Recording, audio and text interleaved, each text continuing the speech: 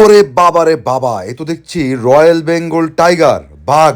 হ্যাঁ, আমার চোখকে বিশ্বাস করতে পারছি না। এই যেন জীবিত একটি বাঘ বসে বসে লাঞ্চ করছে। না, ভুল ভাববেন না, আমি আছি চিড়িয়াখানাতে। এটি ইউরোপের দেশ অস্ট্রিয়ার দেশের রাজধানী ভিয়েনাতে অবস্থিত, ভিয়েনা জু। আর এই বাঘটি মোটেও রয়্যাল বেঙ্গল টাইগার না, এটি একটি সার্বিয়ান টাইগার। চলুন দেখে আসি। সেই সকাল থেকে 4 ঘন্টা সময় লাগলো ভিয়েনার শোনবুর্ন প্যালেস দেখতে। এর মধ্যে ক্ষুধা লেগে গেছে, চলুন প্রথমে লাঞ্চ হয়ে যাক। অনেকেই ষান্ডা দেখেছে, কিন্তু ইউরোপের ষান্ডা এভাবে লুকিয়ে থাকে। তো ষান্ডা আমাদের ভয়ে লুকিয়ে আছে। যেভাবে কফিলের ছেলে ষান্ডা খাওয়া শুরু করছে, এই ষান্ডা মনে হয় কমায় চলে গেছে। আমি কিন্তু ষান্ডা খাই না। চিড়িয়াখানায় যাওয়ার পথেই চোখে পড়বে এই বিশাল উদ্যানটি। এটি হচ্ছে অস্ট্রিয়ার রাজধানী ভিয়েনার বোটানিক্যাল গার্ডেন ভবন। পেছনে আছে ভিয়েনা বোটানিক্যাল গার্ডেন। এটা ঠিক ভিয়েনা ক্যাসেলের পার্শ্ববর্তী এলাকাতে এবং অনেক সুন্দর, জোস। আমি ভিতরে ঢুকবো, ভিতরে ঢুকে দেখবো বোটানিক্যাল গার্ডেনে কি আছে। তার আগে যাচ্ছি জুতে, দেখে আসি কার কার সাথে দেখা হয়। প্রথমেই দেখা হয়ে গেল পাখিদের সাথে। এখানে আমি একটি মাত্র পাখি দেখতে পাচ্ছি। পাখিটি নিঃসঙ্গ, কেমন জানি একা একা। আর ঢুকার পথেই এই যে বাম পাশেই জিরাফের জায়গা, তো আমাদেরকে দেখে জিরাফ প্রথমে ঘরের মধ্যে ঢুকে গেল। একটু মন খারাপ হলো যে জিরাফটি কোথায় গেল, কিন্তু না, ও আসলে ওর গ্রাউন্ডে বের হলো। জিরাফ অত্যন্ত ভদ্র, নম্র, সুন্দর একটা প্রাণী এবং অনেক লম্বা। বাস্তবে না দেখলে আসলে বোঝা যায় না জিরাফ কত লম্বা। আমার হাইট হয়তো ওর মাথা থেকে গলা পর্যন্তই হবে না, তবুও জিরাফ দেখতে খুব ভালো লাগে। এবং জিরাফটি দেখছি, আমার পেছনে আরও একটি জিরাফ ঘাস খাচ্ছে। তো জিরাফের কষ্ট হয়ে যায় আসলে মাথা নিচু করে ঘাস খাইতে, তাই ওদের খাওয়ার জন্য এই যে ঘাস লতা পাতার বিশাল ব্যবস্থা করা হয়েছে এই কন্টেনারের মধ্যে, এটা রাখা, যেটা ওর হাইটের সাথে ম্যাচ করে জিরাফদের। এবং ওরা মজা করে খায়, বেশ মজা করে খাচ্ছে মাশাল্লাহ। জিরাফটি দেখে খুবই ভালো লাগলো। চলুন দেখে আসি আর কি কি প্রাণী আছে এই চিড়িয়াখানায়।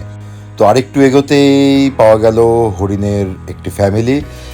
এই হরিণ মহিলাটি বাচ্চাদের নিয়ে বসে আছে। আমরা মূলত লাঞ্চ টাইমে পৌঁছেছি, তাই পশু পাখিগুলোও লাঞ্চ করছে। আর এই যে বস চলে এসেছে, তার অনুমতি ছাড়া, সে হচ্ছে গৃহকর্তা। বাবারে বাবা, গৃহকর্তার কি রাগ! গৃহকর্তার অনুমতি ছাড়া ফ্যামিলির ছবি তুললাম কেন? মনে হয় প্রতিশোধ নিতে আসছে। তো চলুন গৃহকর্তার সাথে একটি সেলফি হয়ে যাক।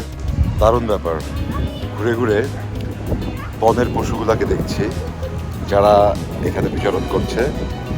আর ভাবছি যে আমি মানুষ হিসেবে আছি, তো আমরা যেন মনুষ্যত্ব নিয়ে থাকতে পারি। আমাদের চেয়ে পশুরা কিন্তু বেশি ভয়ঙ্কর নয়, তারা বন্যপ্রাণী, কিন্তু ওরা অযথা কারো ক্ষতি করে না। আর আমরা মানুষ হয়েও কিন্তু মানুষের ক্ষতি করার চেষ্টায় থাকি, সব সময় চিন্তা করি কিভাবে কাঠটা মেরে কিভাবে খাওয়া যাবে। আরও এক প্রজাতির হরিণ। এই হরিণগুলো দেখতেও অনেক সুন্দর, নাদুস নুদুস, বেশ ভালো। একদিকে সাদা, একদিকে ব্রাউন।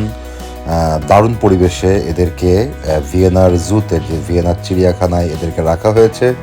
আর এই সুন্দর সুন্দর বাড়িগুলো এদের জন্যই, এক একটা প্রজাতির প্রাণীর জন্য এক এক রকম বাড়ি ঘর নির্মাণ করে রেখেছে এরা। এবং এটি আরও একটি প্রজাতির হরিণ, বেশ ভালো লাগছে। আর এটা সারস পাখির মতো দেখতে, অনেকটা বকের মতো, বাট বেশ সুন্দর।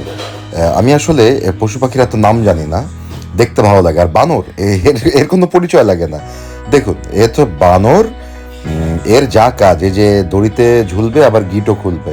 তবে এই রেকুনগুলো জোস, এরা এত ভদ্র। আমি ওই লাইফ অফ পাই যে মুভিটা দেখেছিলাম, ওই মুভি দেখার পর থেকে আমি প্রাণীগুলোর ফ্যান, আজকে সচক্ষে দেখে নিলাম।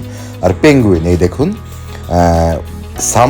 সামারের মৌসুমে, গরমের মধ্যে কিন্তু পেঙ্গুইনগুলো বেশ মজা পাচ্ছে। পেঙ্গুইন নিয়ে চলুন কিছু আলাপ করি। পেঙ্গুইন আমার অনেক প্রিয় একটা প্রাণী।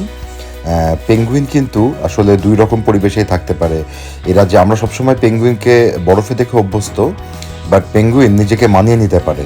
আর পেঙ্গুইন যেহেতু দুই পায়ের প্রাণী, এরা দুই পায়ে হাঁটাচলা করে, আপনি জানলে অবাক হবেন, মজাও পেতে পারেন যে মানুষ দেখলে পেঙ্গুইন কিন্তু মানুষকেও ওদের মতো মনে করে, যে বড় পেঙ্গুইন যারাও দুই পায়ে হাঁটে। গোসল শেষে এরা চলে আসলো আমাকে দেখতে। পেঙ্গুইনরা যখন কাউকে পছন্দ করে, যখন একটা ছেলে পেঙ্গুইন একটা মেয়ে পেঙ্গুইনকে পছন্দ করে, তখন কিন্তু তারা ভালোবাসা প্রকাশ করতে একটি সুন্দর পাথর উপহার দেয়। এটাকে বলা হয় পেঙ্গুইনদের প্রপোজাল স্টোন বা লাভ লেটার।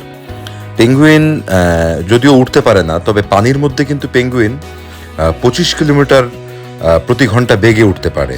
এটা কিন্তু ওদের আকাশে উঠতে না পারলেও পানির নিচে যেন ওরা উড়ে বেড়ায়। তো এই দেখুন, আমরা মূলত পেঙ্গুইনকে পোলারাইজড এলাকা বা বরফের এলাকাতে দেখে অভ্যস্ত, বাট এখানে লেখা আছে যে পেঙ্গুইন যে শুধু বরফের মধ্যে থাকে তা না, এরা খুব দ্রুত অ্যাডজাস্ট করে ফেলতে পারে এদেরকে যেই পরিবেশে রাখা হয়। তো বাইরে আউটডোর পরিবেশেও কিছু পেঙ্গুইন ছিল, আর এখানে ইনডোর পরিবেশেও কিছু পেঙ্গুইন আছে। তো পেঙ্গুইন খুবই প্লেফুল একটা প্রাণী এবং আমার দেখে খুবই ভালো লাগলো। এছাড়াও এই চিড়িয়াখানার বিভিন্ন স্পটে আছে হরেক রকম মাছ এবং নানান প্রজাতির নানান রঙের মাছ। দেখতে চমৎকার লাগে, অনেক সুন্দর লাগে। আর এই ব্যক্তিকে তো বাস্তবে জীবনে প্রথম আজকে দেখলাম। ইনি হচ্ছে পোলার বিয়ার বা বরফের ভাল্লুক। বরফাচ্ছন্ন এলাকায় এই ভাল্লুকগুলো আপনারা দেখতে পাবেন। এটা অনেক হিংস্র, অনেক ভয়ঙ্কর এবং এদের অনেক ক্ষুধা। তো এই যে মিস্টারকে রাখা হয়েছে কিন্তু এই যে জলাশয়ের পাশে, এই জলাশয়ে বিভিন্ন ছোট ছোট মাছ রাখা আছে এবং এই মাছগুলো এর স্ন্যাক্স। এ তো রেগুলার খাবার পাই, আর যখন এর মন চায় যে ছোটোখাটো মাছ ধরে খাবে, এই যে ছোটো ছোটো মাছগুলো, এগুলো এর জলাশয়ের নিচে রাখা। তো এ কিন্তু মাছ ধরে খেতে বেশ পছন্দ করে, আর বরফের সময় এরা আরও অ্যাক্টিভ হয়ে যায়। আর এখন এই পায়চারা করছে, ওর পেটে কোনো ক্ষুধা নেই, বেশ নাদুস নুদুস দেখতে, কার মতো যেন লাগছে, আমি ঠিক নাম মনে করতে পারছি না। নাম মনে পড়ুক না পড়ুক, এই মহাশয়ের সাথে একটা সেলফি না নিলেই নয়। এই ফাঁকে আরও এক প্রজাতির হাঁস দেখে আসি, এক প্রজাতির পাখি। এই হাঁস জাতীয় পাখিগুলো তো সবসময় আসলে জলাশয়ের আশেপাশে থাকতে পছন্দ করে। তো এখানেও ঠিক একই রকম। দেখুন এই পাহাড়ি হরিণ, আমি এর আগে একটা ইউটিউব ভিডিওতে দেখেছিলাম পাকিস্তানে এরকম পাহাড়ি হরিণ পাওয়া যায় যারা পাথর বেয়ে বেয়ে উপরে উঠতে পারে। তো এটা যদিও পাকিস্তানি হরিণ না, তবে সমপ্রজাতিরই একটি হরিণ হবে যারা এরকম পাথর ঘেরা পরিবেশে থাকতে পছন্দ করে এবং একদম মাথায় চড়ে বসে। ও মাই গড, গন্ডার! আমার মা জীবনে আমাকে, আমি যদিও এভাবে কখনো ঘাস খাইনি, তবে ছোটবেলায় কতবার যে কথা না শুনলে বা আম্মু ডাকছে, ডাকার উত্তর এক ডাকে যদি না নিতাম তো বলতো গন্ডারের চামড়া হয়ে গেছে, এই সেই গন্ডার। তো গন্ডার পেরিয়ে আরও এক প্রজাতির হরিণ। এই হরিণটি অনেকটা দেখতে পাকিস্তানি একটা হরিণের মতো, যাদের গা দিয়ে খুশবু বের হয়, বেশ নাদুস নুদুস এবং পশমে ঢাকা। আর এগুলো হচ্ছে বুনো মোষ, না বাংলাদেশের সেই মোষ না যে 1000 টাকা কেজি মাংস, যদিও এটা বেশ থলথলে নাদুস নুদুস পাহাড়ি মোষ। আর সবাইকে খাঁচায় বন্দি করা গেলেও এই মোরগ মুরগিকে কিন্তু খাঁচায় বন্দি করা যায় না, এরা ঘুরে বেড়াচ্ছে এদের মতো করে। আর এই প্রাণীটি কি আমি আসলে সত্যিই জানি না।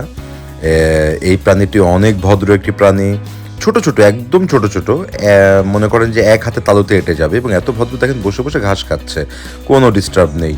আর আমার সবচেয়ে প্রিয় প্রাণী আলপাকা। এই আলপাকা এত দারুণ, এত মজার, না দেখলে পুরাই মিস। জলহস্তি দেখুন, একজন জলহস্তি বসে আছে, জিরাচ্ছে পানির উপর একটু নাক ডুবিয়ে। ওর পার্টনার চলে আসলো, বলো তুই ডুব দিচ্ছিস না কেন, চল পানির নিচে ডুব দেই। তো পার্টনারের অত্যাচারে পানির নিচে ডুব দিল, যেরকম আমাদের যে মানুষের জীবনেও হয়। আর এই যে জেব্রা, তো জেব্রা ক্রসিং সবসময় রাস্তায় দেখা যায়, আপনারা যখন রাস্তা পার হবেন জেব্রা ক্রসিং দিয়ে পার হবেন অবশ্যই। আরও আছে বিভিন্ন প্রজাতির পাখি। তো জু থেকে বেরোনোর পথেই এই যে আরও একটি ট্যুরিস্ট ট্রাম দেখতে পেলাম, যেটা এই জুর দিকে যাচ্ছে বোটানিক্যাল গার্ডেন থেকে। বেশ ভালো লাগলো জুটি। সারাদিনের ঘোরাঘুরি শেষে এখন খাওয়ার পালা। এখানে দেখতে পাচ্ছি বিওগ্র্যাড বা বেলগ্রেড নামে সার্বিয়ান রেস্টুরেন্ট, বাট আমি খাবো মেডিটেরিয়ান, আলি গ্রিল হাউস।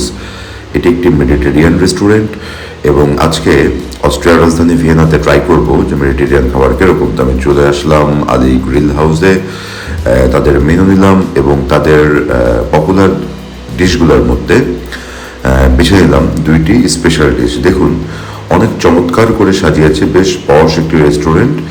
এবং এখানে কিন্তু রাত 1টা বাজে, তখনও কিন্তু মোটামুটি ভালো কাস্টমার ছিল ভেতরে। এবং সরাসরি এরা আপনার সামনেই গ্রিল জাতীয় খাবার প্রস্তুত করে দেবে। তো স্টার্টার হিসাবে চিকেন স্যুপ এবং তাদের ট্র্যাডিশনাল রুটি নিয়ে নিলাম। আরও এখানে প্রস্তুত হচ্ছে আমাদের অর্ডার করা বাকি খাবারগুলো। তো এটা হচ্ছে আলী নাজিক খাবারটা বেশ টেস্টি ছিল মাশাল্লাহ। এবং এটা হচ্ছে বিয়েতে সারমা, এটাও এদের রেস্টুরেন্টের বেশ পপুলার একটি dish. Scheißstück drin. Nice. Guten Appetit. Thank you. দারুণ খাবার, আপনারা ভিয়েনাতে আসলে অবশ্যই ট্রাই করবেন আলী মেডিটেরিয়ান ফি। সেন্ট্রাল ইউরোপের অত্যন্ত ধনী দেশ অস্ট্রিয়া, আর অস্ট্রিয়ার রাজধানী ভিয়েনা চমৎকার একটি জায়গা। আমি আশা করি যে আপনারাও ভিয়েনা যখন আসবেন অনেক এনজয় করতে পারবেন। তো আমার ভিডিওটি ভালো লাগলে অবশ্যই লাইক করবেন, কোনো প্রশ্ন থাকলে কমেন্ট করবেন, সাবস্ক্রাইব করতে ভুলবেন না। থ্যাংক ইউ সবাইকে।